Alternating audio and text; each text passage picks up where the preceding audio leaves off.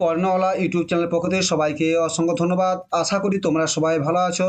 দেখো, একটা বিশ্ববার্তাতে খবর দিয়েছে যে আইএসএসসি আজ বিকেলে উচ্চ প্রাথমিকের মেধা তালিকা প্রকাশ, পুজোর মুখে দেওয়া হবে কাউন্সিলিংয়ের বিজ্ঞপ্তি, জানে নিন। কি বলছে, আজ বিকেলে তাহলে তোমার উচ্চ মাধ্যমিকের যে বিকেল মানে সন্ধ্যার দিকে তোমরা পেয়ে যাবে তোমাদের এটা চলে আসবে তোমাদের। কি বলছে আপার প্রাইমারি শিক্ষক নিয়োগ, কলকাতা হাইকোর্ট ছাড়পত্র মিলেছে। সুপ্রিম কোর্টও প্যানেলে বাধা হয়ে দাঁড়ায়নি। এই অবস্থা আজ বিকেল উচ্চ মাধ্যমিক প্যানেল প্রকাশ হচ্ছে। মতো মতো 14,052টি পদে নিয়োগের প্যানেল প্রকাশ করবে স্কুল সার্ভিস কমিশন। অফিসিয়াল ওয়েবসাইটে মেধাগুলো প্রকাশ করবে এসএসসি। আজ বিকেল আজ বিকেলে উচ্চ মাধ্যমিক প্যানেল প্রকাশ করবে স্কুল সার্ভিস কমিশন। তবে কি পুজোর মুখে চাকরি প্রার্থীদের জন্য খুলবে চাকরির দরজা? এর আগে দুবার মেধা তালিকা প্রকাশ হলো, দুর্নীতির অভিযোগে বাতিল হয়। দীর্ঘদিন ধরে মামলা চলেছে, শেষ পর্যন্ত কলকাতা হাইকোর্ট ডিভিশন বেঞ্চ নিয়োগে ছাড়পত্র দিয়েছে। তবে আদালত বলছে নতুন করে মেধা তালিকা প্রকাশ করতে হবে।